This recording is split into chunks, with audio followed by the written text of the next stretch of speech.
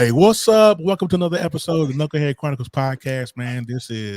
I'm your man, the guru. Y'all know me. And then my man, Quinn. What's happening? I know, right?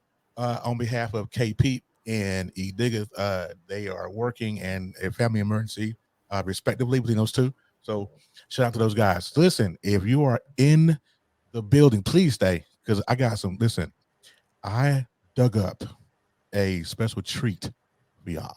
So you have to stay. You have to stay. If you don't stay, you're gonna miss the treat. Then you're gonna be inboxing me later talking about, why you tell me to stay? Why you tell me to stay? But today we have a great show lined up. There are three topics that we're gonna get into today. We're gonna get into Roe v. Wade, of course. So that's the big hitter. We're gonna talk about Bishop Dwight Reed here in a little bit. Those of you that don't know him, we'll get to know him real good. And the topic for today will be, there is no hate like Christian love. That's the topic for today. We're going to get into that. So before we get into that, I want to say, what's up, Quinn? How was your week, brother?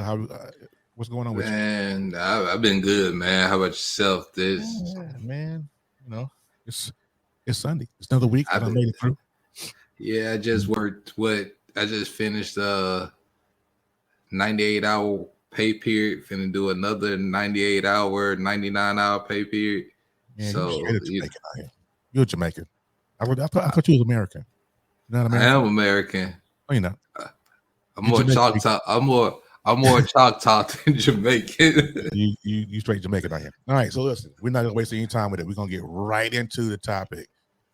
I have a special guest on the show today, and me and this young lady go back. Miss her tremendously. Glad she was able to jump on with me today. I really appreciate her.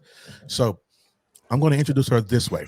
Okay, if you guys are on TikTok, if you're not on TikTok, you really should be, right? Because that's where everybody at.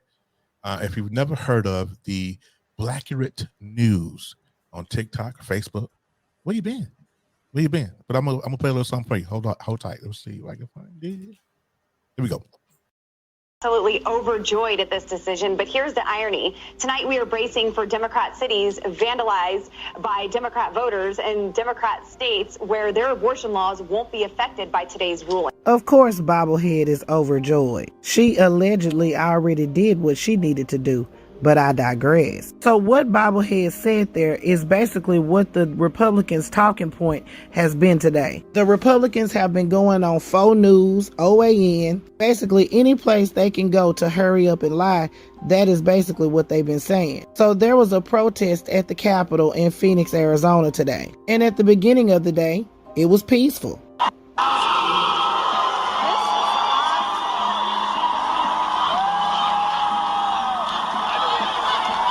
They peacefully marched to the Capitol and chanted and protested, and everything was all good. But then this happened.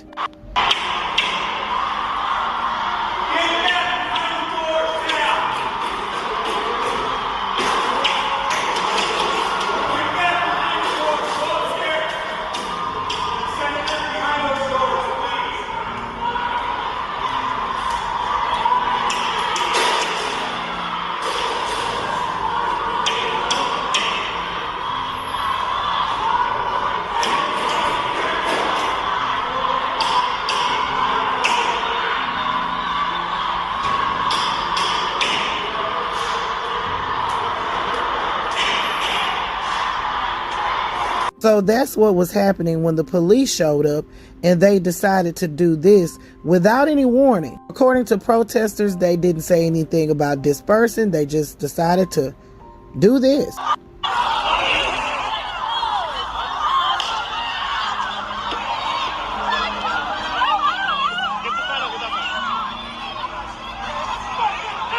So, of course, faux news reported it like this. Arizona abortion protest. Police released tear gas. Lawmakers held hostage in the Senate building. Child, anyway, so they fired the tear gas, but baby, them protesters, hell no, we won't go.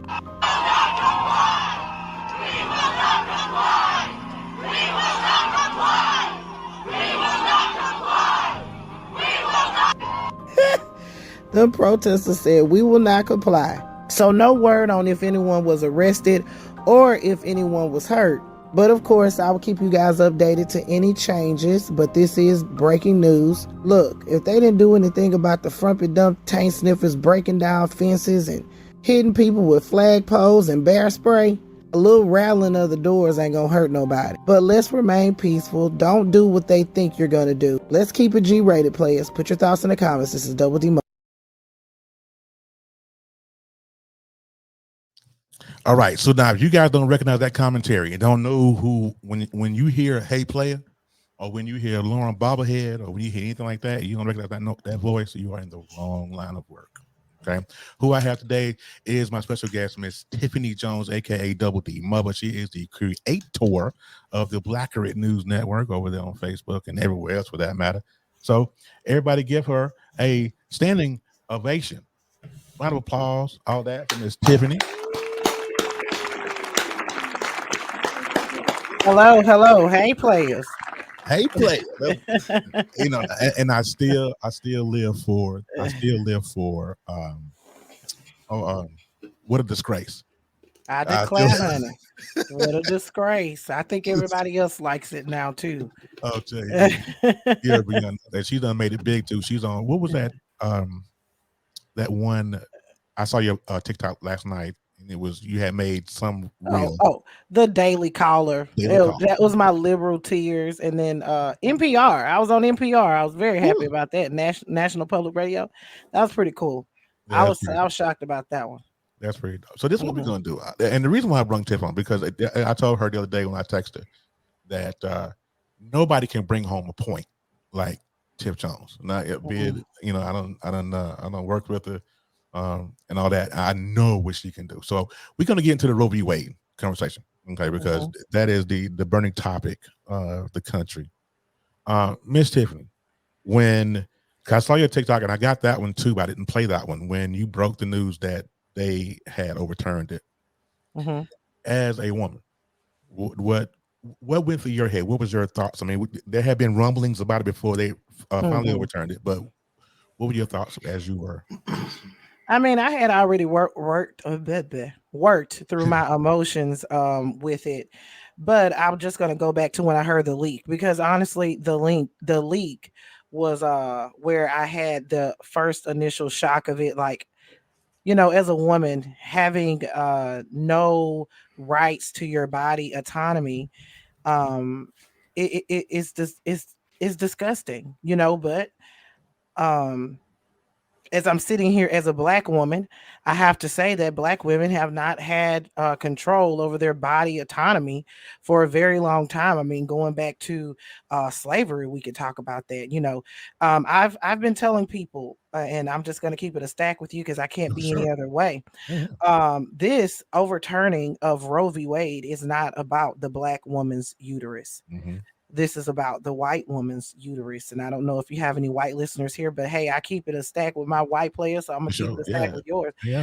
This isn't about the Black uterus. This is about the white uterus. The Black uteruses have already been in the kitchen. We have already been involuntarily sterilized. We have already been forcibly pregnant or made forcibly unpregnant. We've already been in these situations. What this is about is the control of the white woman's uterus to make sure that they are pumping out those children, because at the end of the day, we have to be honest and say that the white population is decreasing. And I'm talking about Black women, we're not having the abortions at the alarming rate. If you look at the Planned Parenthood, I'm not going to say alarming. I'm going to say a higher rate. So I'm going to backpedal on that one. But we are not having the abortions at the higher rate. Black women are not. Even women of color.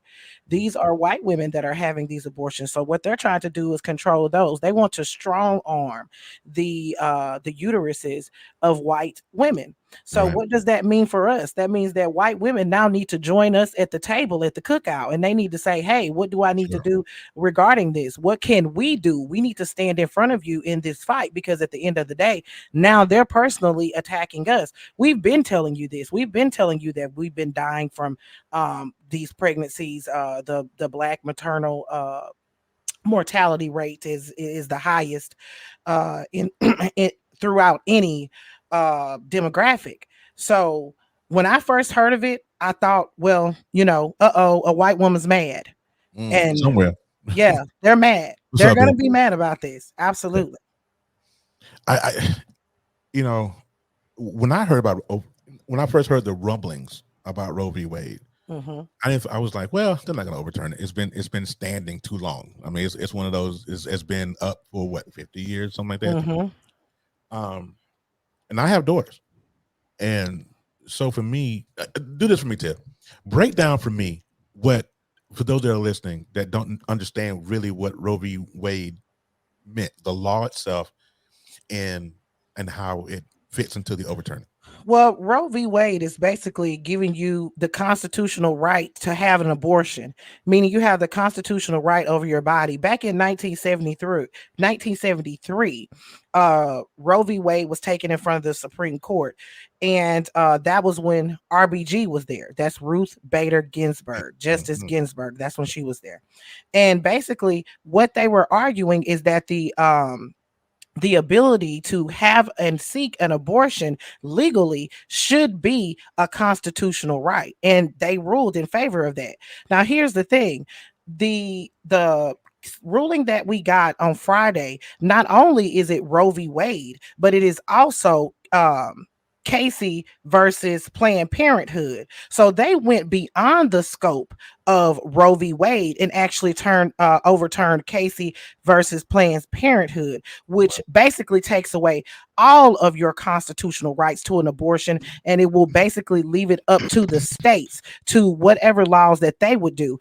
Basically, what the justices were saying is that this needs to be determined by the states themselves. So anywhere you go, there will be a different law based on what state you live in. But what Roe v. Wade and Casey versus Planned Parenthood does is made it a constitutional right. They have stripped that constitutional right away and said, hey, you no longer have this constitutional right. Whatever your state says you're supposed to do, that is what you're going to do, period.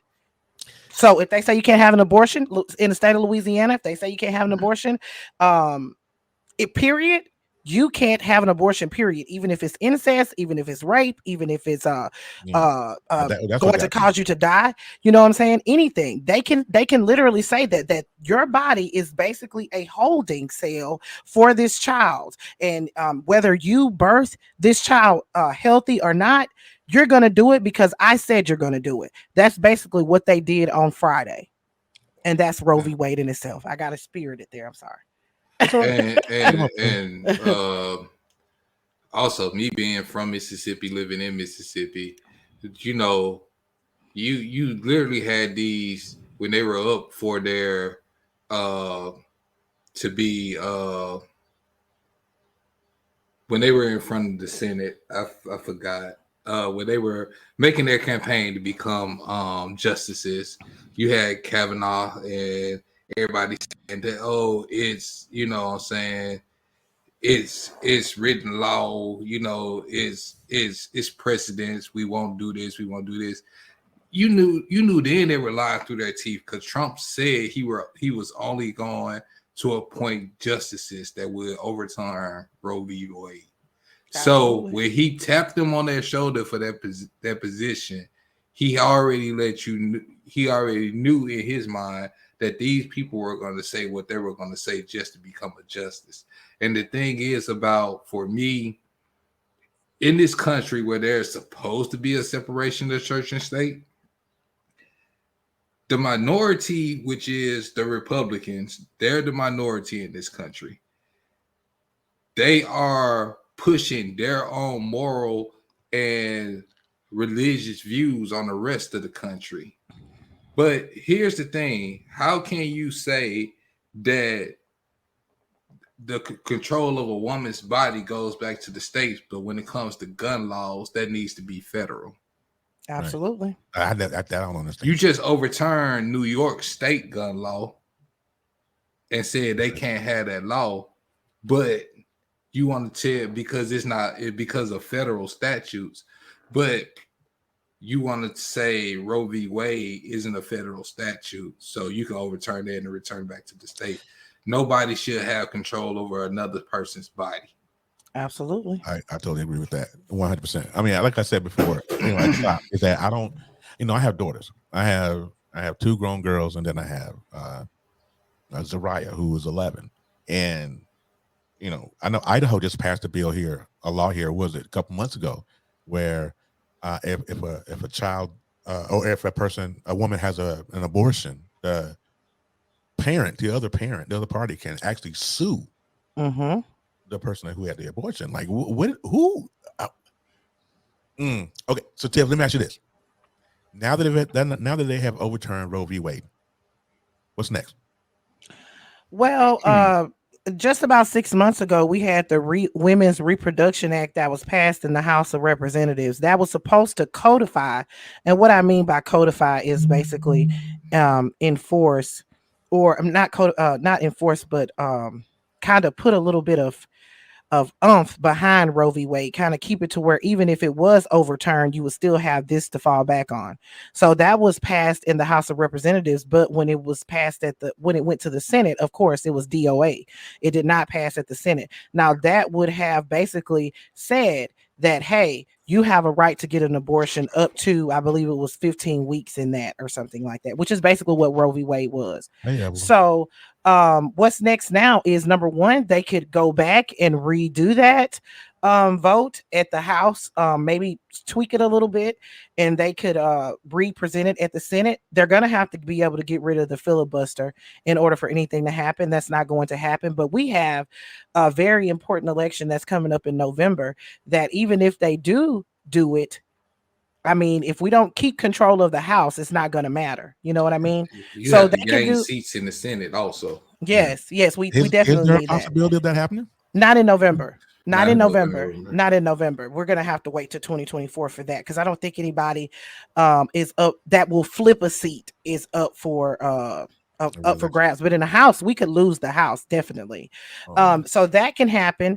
Also, I just want to bring this to your viewers' attention. If you know any nonprofit organizations that are supporting abortion rights, like the travel for the people that's going to be living in these states that are going to have to travel to other states. Like if you're in the state of Louisiana, Mississippi, you're going to have to go all the way over to California, or even farther beyond that to gain access to an abortion. So finding your nonprofit organizations that are going to be supporting that, also supporting the businesses that will be funding travel. Nike is one.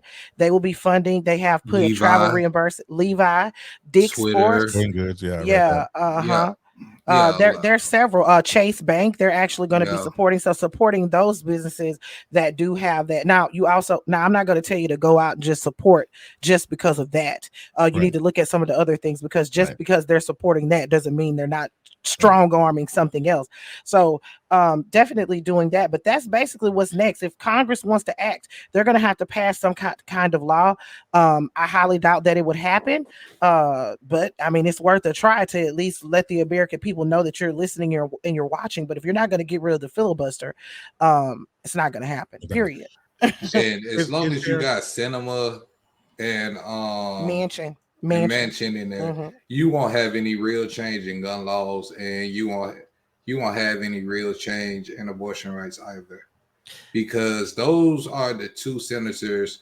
And let me just put this out there, not to get off topic, but I wish people understood how government works and knew what the powers of the president are, because the president only can do so much. That's why there are three equal branches of government.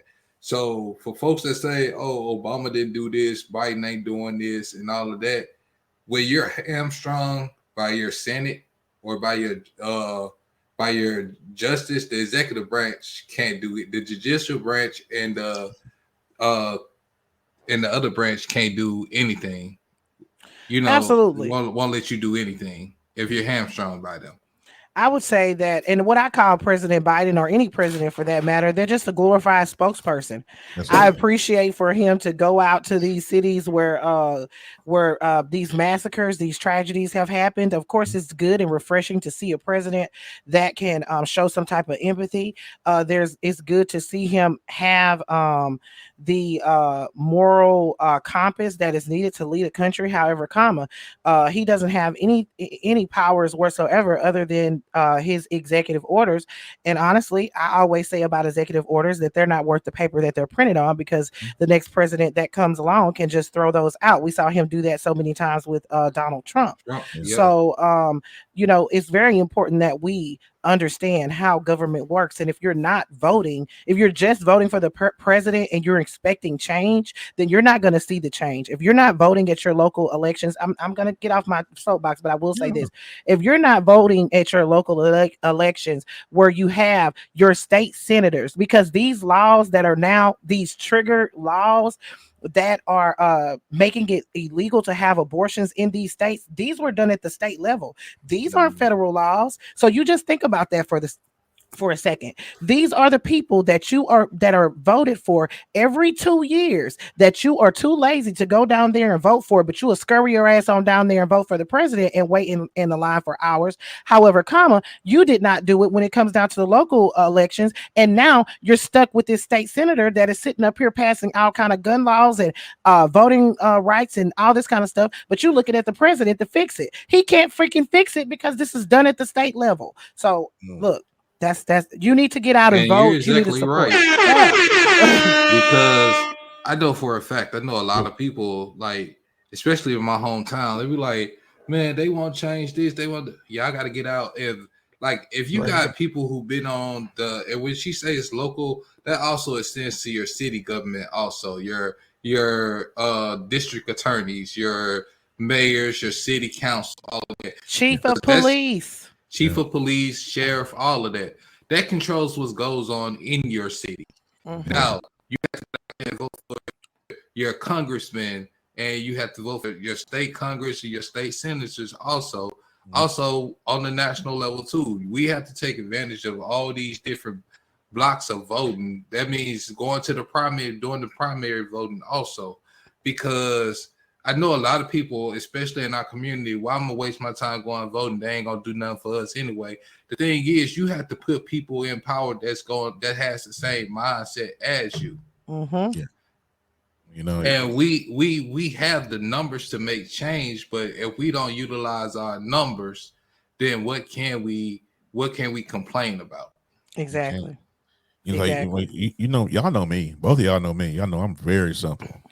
I'm very simple. This is how I feel about it right now. Hey, bro, come on now, dog. Come on, man. So we're gonna go ahead and move right along to our next topic.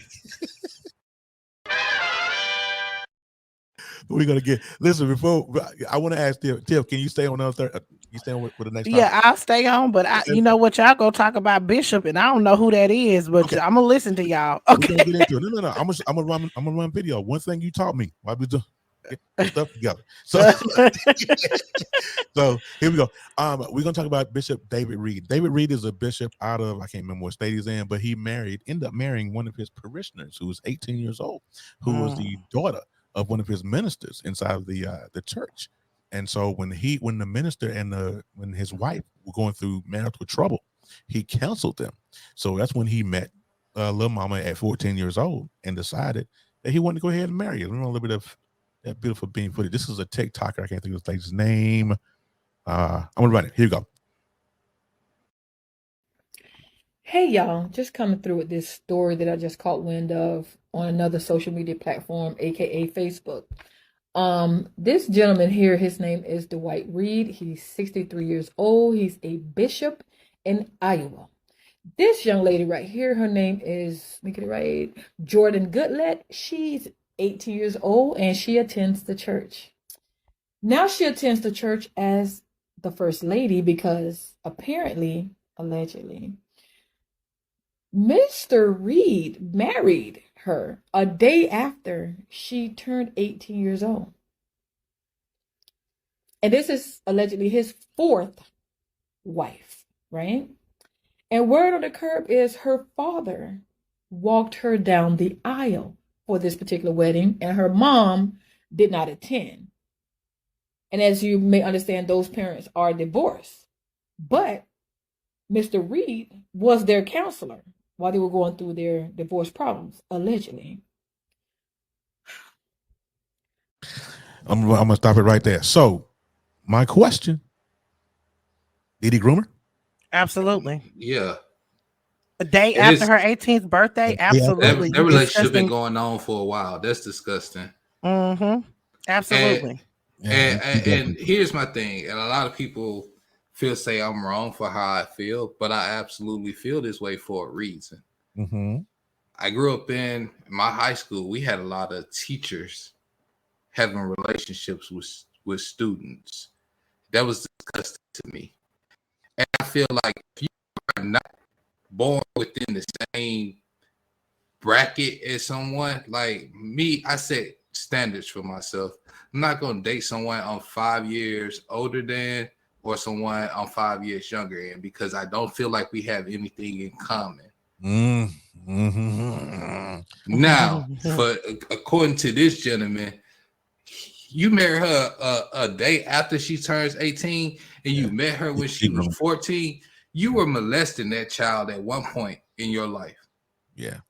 Mm-hmm. I don't want to hear nothing, and I hate the hypocrisy of the church. I hate it with a passion.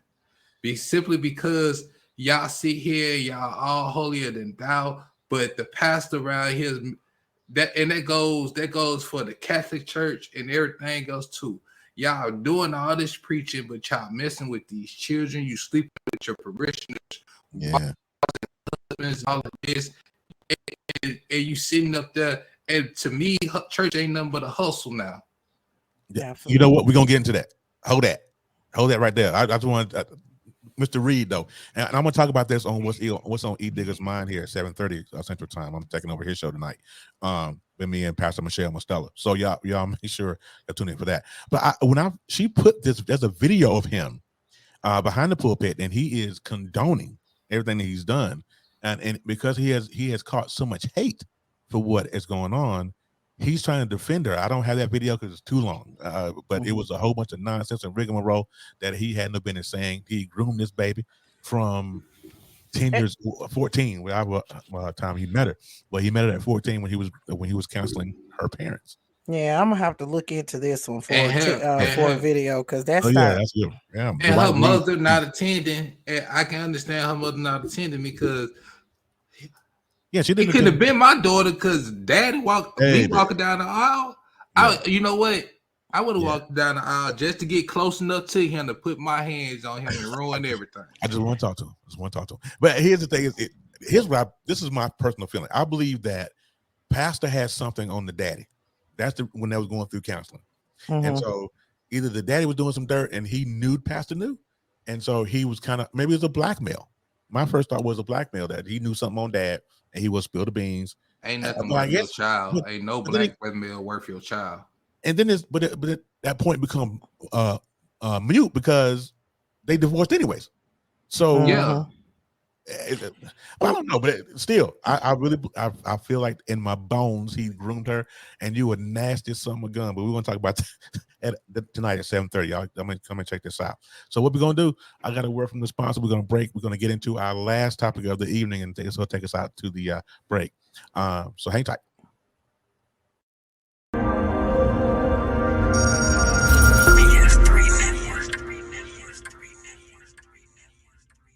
BS3 Network, changing the way you watch TV.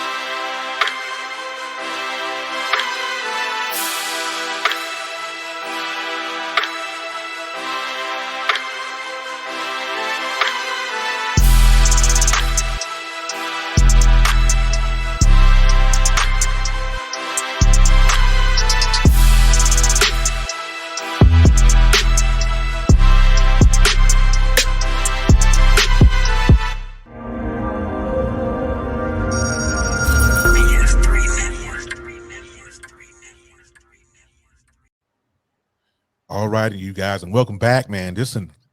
We're gonna get into the topic of the evening. The topic today is "Ain't No Hate Like Christian Love." Man, let me tell you something. When I posted this earlier this week, when I tell you I got crickets, nobody liked it. Nobody commented. None of that. Now, and I think a lot of the people that I roll with normally, are pastors and Christians, and they, I think they took some kind of offense to it. I hope not, because that's not what this is about. But this is how I'm going to start this segment off. And when I saw this video for the first time, I was like, this dude is off his meds for real. And this is our good friend over there down in Patriot Church, some church, Pastor Greg Locke. So you don't know who Greg Locke is? Yeah, I know Greg Locke. There you go. Can't even buy baby formula on Amazon. Check me. You can check me while I'm preaching. Try to buy some Infamil, see if you can. But there's truckloads of it down on the border. All right, we might as well just start preaching for a minute, all right? There's truckloads of it down on the border. You see, here's what the left does. If they can't kill your baby in the womb, they'll starve them to death later on after they've been born. Now, I'm going to say something right now going to make about maybe 10 of you mad. But I don't care if it makes all of you mad. We'll start over next week. You know, the Bible talks about church discipline, right? About kicking folks out that cause trouble. I'm almost going to say I'm about to the place. I am to the place. I'm to the place right now. If you vote Democrat, I don't even want you around this church. You can get out. You can get out, you demon. You can get out, you baby butchering election thief. You cannot be a Christian and vote Democrat in this nation. I don't care how mad that makes you. You get... Greg Locke is the same person that sat out there and told people that if they wore a mask or in his church during COVID-19, that he was going to kick them out. He is a disgusting individual. Okay. I don't understand why he's able to have a platform. He's been banned from Twitter, as well as he needs to be banned from Facebook and Instagram. He spreads nothing but hate. That is the most disgusting display that I have ever seen. And I think that he really needs to lose his platforms to stand there and not separate. First of all, the first thing you're supposed to do, and the first thing in the Constitution, is to separate church and state. So when are you going to do that and stop this mixing of the two? This is what they do with this abortion stuff. Oh God, all of them are talking about God as they're standing up there, God saving all the babies, all this kind of old stuff. When you're supposed to be separating the two, it is completely disgusting that he stood there and said that. But however, I'm not surprised. Yeah, I mean, and me being from the Bible Belt is the hypocrisy is what's disgusting. A lot of it. It's a lot of you it. know what I'm saying? It's this. If you do this, you can't be this or this right here. They say in the Bible it says he who is without sin cast the first stone. Well, that's it all day. But I'm just like, it's for me, these type of people who sit up there and quote scripture and do all this, but yet you pick and choose, you cherry pick what you choose to follow. Absolutely. Every time. It's the cherry picking, the hypocrisy and all of that. Because for me, if you want to get down into it, you might as well start talking about Leviticus and what fabrics you can wear, what foods you can eat, all of that. But that's been since the beginning of time. But see, this is the problem that I have with the love-hate Christian thing, is he got up there and lied too. I don't remember. I grew up as a preacher's kid. I don't remember not one sermon that I've ever heard of any pastor, my dad included, that ran with my dad. Not one pastor talk about politics in one iota. Absolutely. It was all about Christ, heaven, Jesus, get yourself saved, all that. Nothing about politics. And just like Ben said, people, they start putting their faith in church.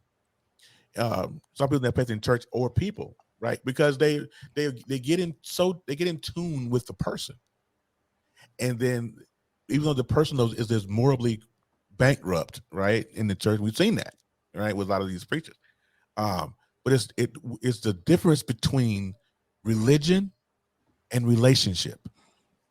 Absolutely. And that's the biggest thing. If we could get out of the whole religion, we're gonna be okay. But so many folks just dabble. I'm Christian, I'm this, I'm evangelical, I'm this, I feel this way.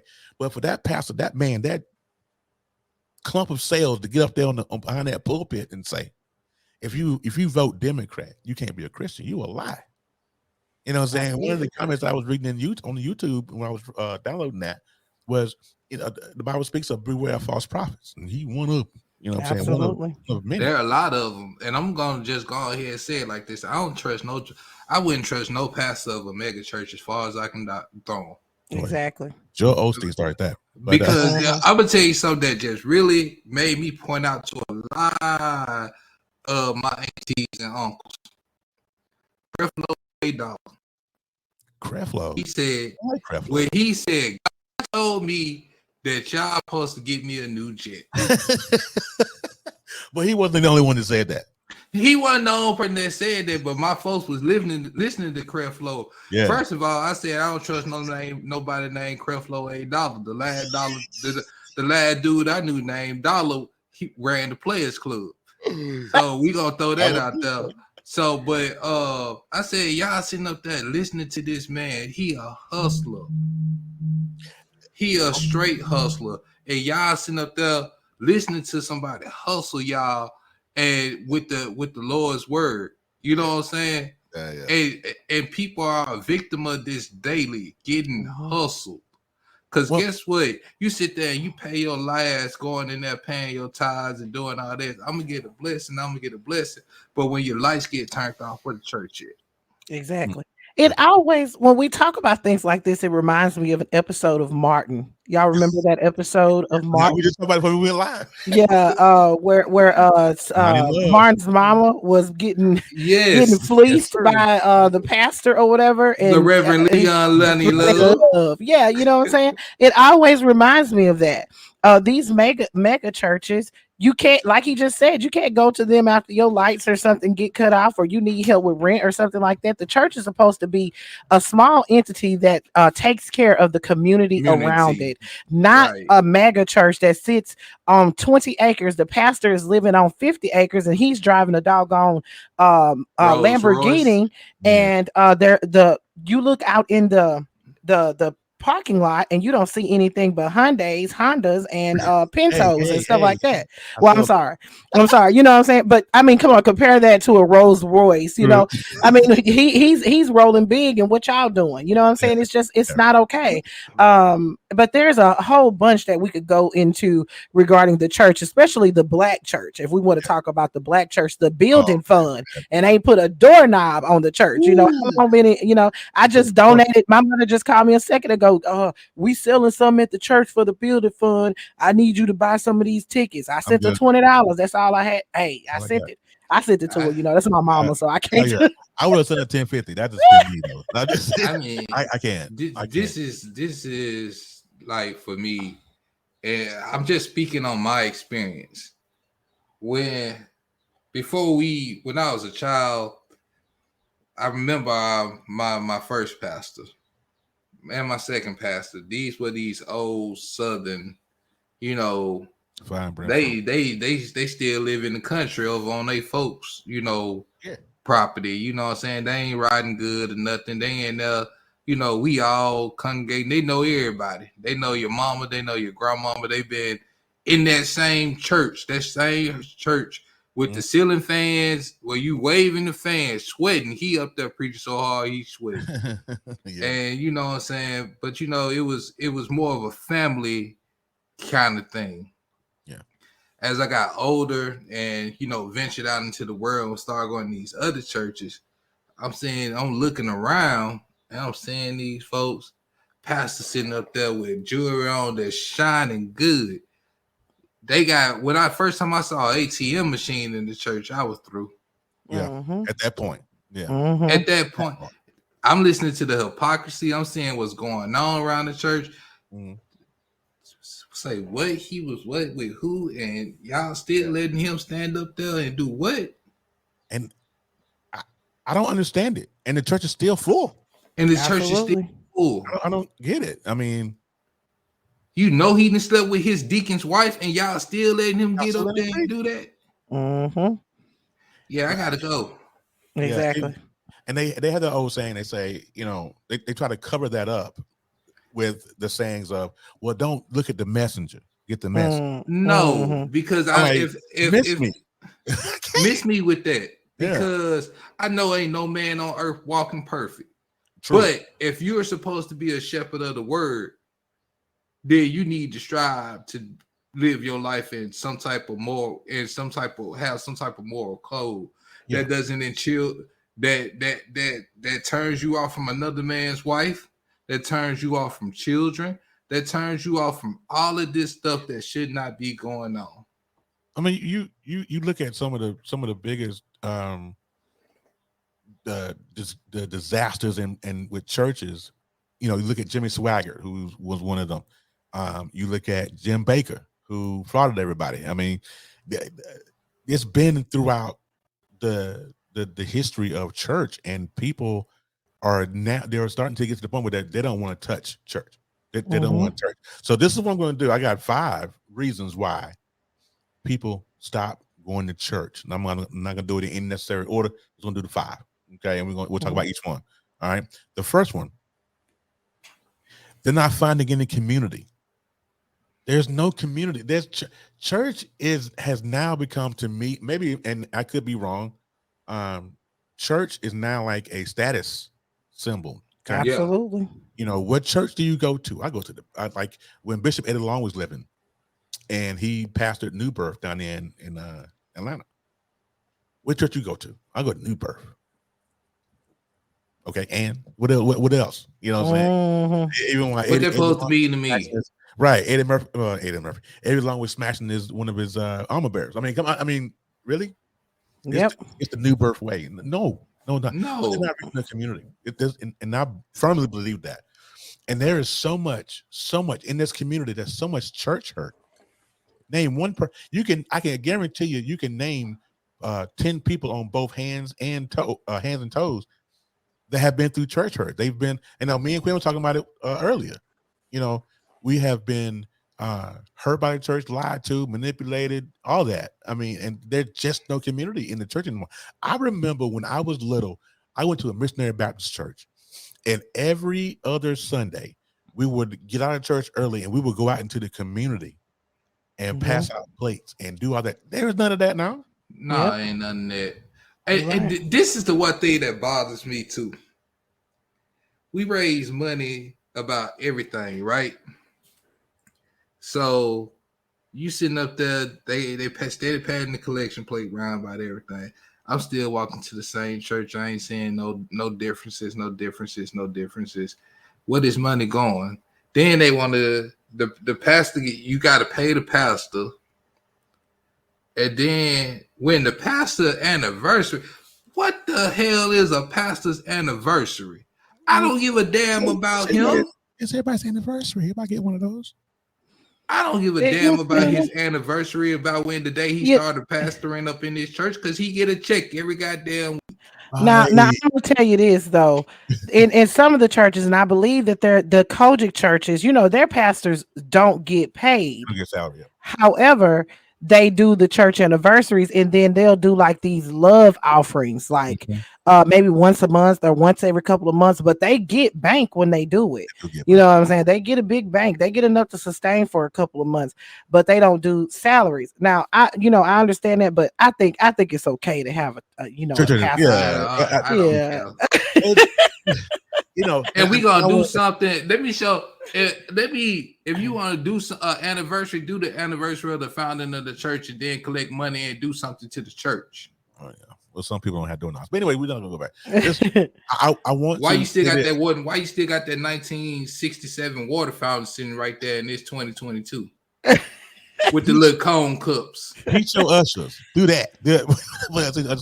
Put an air conditioner up in here. Lots of Mo fans. Well, we can go all day, but listen, I want to say this as a disclaimer. I am not, because I grew up in the church. I grew up as a pastor's kid, and there's a reason why I'm doing these 5, because I want to tie it right back into the topic when I get done here. Number 2, with the top 5 and why people start going to church, they're not learning about God because you're talking about politics. And you talking about money and nonsense, and you talking about that you giving personal beliefs of what you feel about something. I had some friends out in Idaho. You guys know I lived in Idaho for 5 years, but I still got friends back there. And there was, and it refers back into the hate. There was a book sign, a book reading literacy program they was going to do at a Barnes and Noble, and that was fine. But what happened was there were the people that were going to that through the program wanted to do it in drag, and a lot of folks were in a complete uproar about that, and the hate that came from it is one thing. My wife and I got into a discussion about it. She said the same thing, and this is my wife's beliefs. Her belief is, if it was my children, I wouldn't let them go because whatever. But it was a thing of, that's a choice as a parent. But to be able to, in the same breath, go and say, well, I hate you, this person, because the Bible says, right? You're spewing that hate right back to them. That's what we're talking about. There's no hate like Christian love. I love you though. The Bible said. All right. So they're not learning about God, nothing. So here's what I learned from a friend of mine that's a pastor. Okay. That's scary. And I learned it without him knowing that I learned it. They got 7 to 10 good sections of the Bible that they gonna recycle on you. Every time. Regurgitation, yeah. Every time. They just gonna recycle on. Out of all them books, they gonna go to John, they gonna go to Acts, they gonna go to Proverbs, they gonna go to Matthew, and they gonna go to Mark, and but that's what most of their content, and they probably go in Corinthians a little bit, but that's what most of their content gonna come from. Out of all the books. They damn sure gonna preach Revelations. They gonna scare you into submission. They gonna scare you. Listen, we'll move on. Number 3, the top 5, why people start going to church. Legitimate doubt is prohibited. You cannot have a conversation with somebody and disagree with them. I was watching the video before we went live where there was a YouTube video, Karen, of course, and she got into a full-blown argument with this young man because he would not repent. You don't have that right as a Christian if you are because the word Christian is a derivative of being Christ-like. Correct? I could be wrong. I could be wrong. Yeah, it's the following of Christ.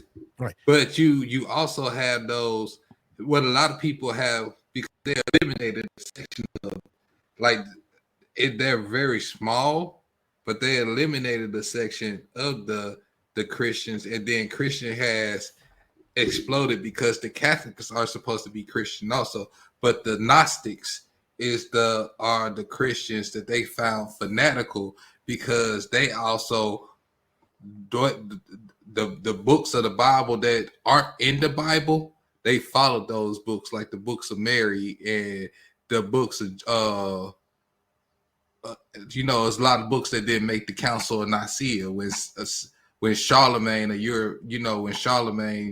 adopted the Christian faith. But the Gnostics, they don't subscribe to them, who probably are the true followers of Christ. But because what we get now is the European version of Christianity. Okay, so that's where the hate come from. That's where the hate come from. Okay. Because when the church got into power, the church seen what they can use. When Europeans got a hold of Christianity, they seen how they could use the faith to subjugate people, to manipulate people. More people done died in the name of Jesus, and that's the thing that really gets me. And But I hate the religion has been perverted. I hate this to read. I had a classmate this morning. I was reading his post, and it was an evangelical post. You know how we should not kill babies and all this other good stuff right here. But in the whole post though, you passing judgment. How? That's not what we're supposed to do. We're not supposed to be passing any kind of judgment. You know what I'm saying? But here's the number four reason. God missing altogether in the church. Ain't no I God agree. in this. I Ain't agree. no God in of it. Like how? How can you if you talking if you say how you hate your brother, but in the next breath say I love you, or Jesus said, I did a Facebook live the other day about it. You're gonna oh well God told me to tell you that you can't be you can't be a heathen, you can't be a sinner. Man, please, the Bible says that God hates the sin, not the sinner. Right? So my daddy, when he would preach every sermon, I swear he could have said it in every sermon. He may not have, but it seemed like he did. But in every sermon, he would always say, let the tap and the tear grow together. When I come back, Jesus, when he comes back, he'll do separating. Who are we? Who are we to tell anybody what they can and can't do? Who, you believe that there's only two genders. Okay, that's your belief. But how can you take that belief and say, well, you're gonna go straight to hell? Okay, first of all, anybody to tell you that is just tell them to shut up. How you gonna go straight to hell? Who is you? You going with me?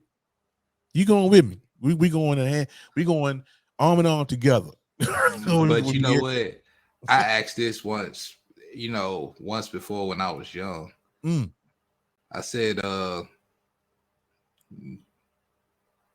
my grandma slapped me in the mouth too, but that's neither here nor there. Yeah. But I said, the Bible don't really mention hell in it. So how they really know it's the Bible don't mention, if you don't really see the word hell in the Bible. It may have been added in the new versions of the Bible, but the old versions we was using, the word hell wasn't in there.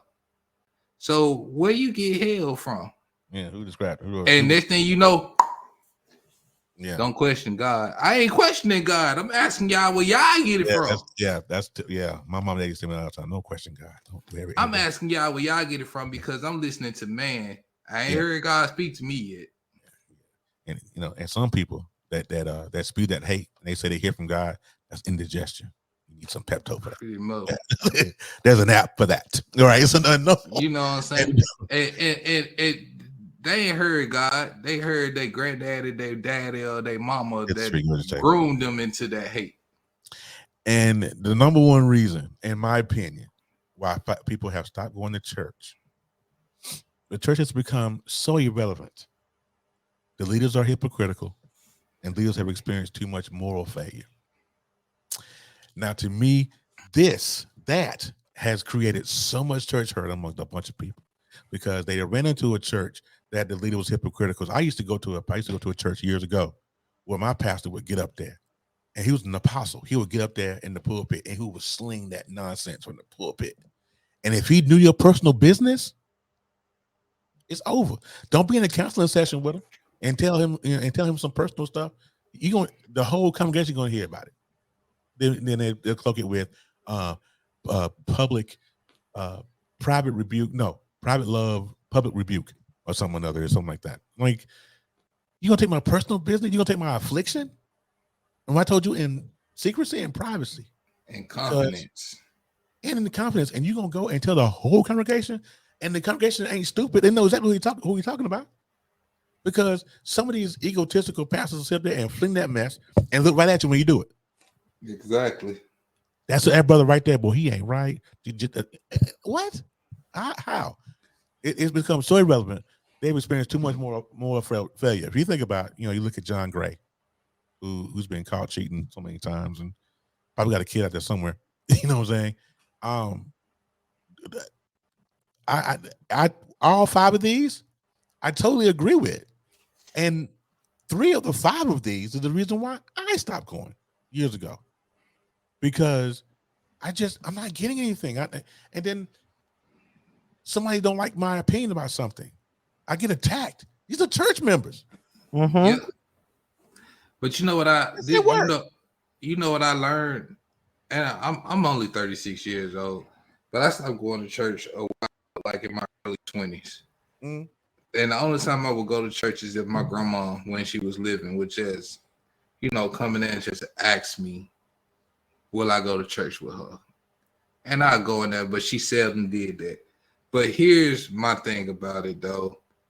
I don't have to go to this building with these people to believe in God and to believe that Jesus is my savior. If I want to hear some singing, I got gospel anytime I can put that up, pull that up on my phone, read my Bible and say my prayers. I don't have to go to this building and contribute to and be a part of your group or be a part of what you got going on.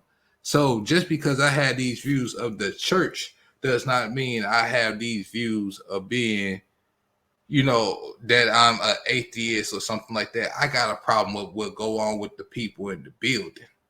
You can't have that argument with them, though.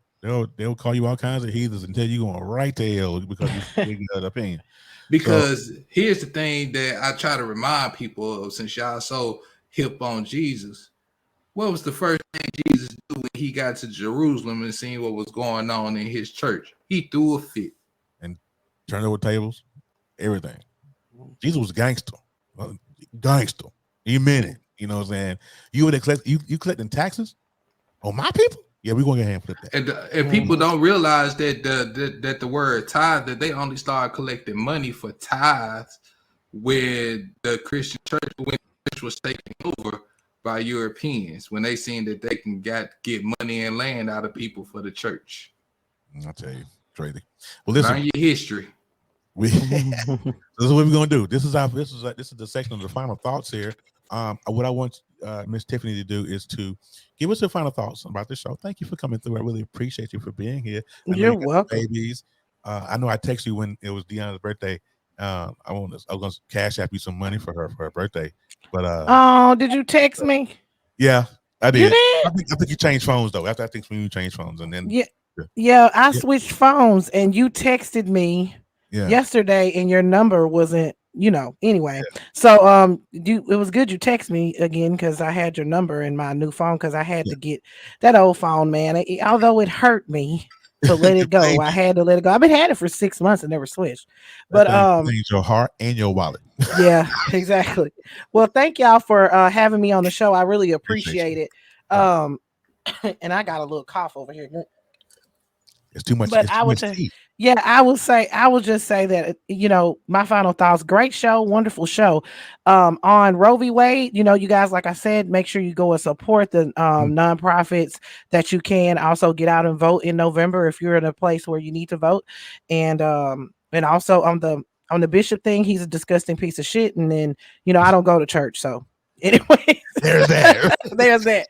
So, how can the folks get a hold of you? I know you want to grow that Black Red News page over there on Facebook. Oh yeah, you can go over to my Black Red News page on Facebook. Just put in Double D Mother on Facebook, and you'll pick it right up. You get everything over there. I do politics, celebrity tea, anything. So make sure you guys go ahead and come and take a look at us over there on Instagram, Facebook, Twitter. Also, you can check out my podcast, The Real Tea with Double D, wherever you stream your podcast. Absolutely. Thank you for being here, Ted. I really appreciate you. Quinn, what's your final thoughts, buddy? We're going to roll out. Pass the trash. Get out and vote. If you want people to go to church, fix the church. There you go. Bring it back home to where it's community and family. There you go. And here's my final thought is this right here. Shut up. Shut up. I mean, if you have an opinion, shut up. I mean, if you hate something, just shut up. It don't have anything to do with you. And then you opening your mouth, it's gonna make it worse. Just roll with it. Worry about you. The Williams brothers had a great song back in the day, great gospel song. And they said, "Sweep around your own front door." Before you sweep around mine. He said, take 6 months to mind your own business, and take the other 6 months to leave other folks' business alone, and you'll be all right. All right. Until next week, man. Y'all be blessed. Love y'all.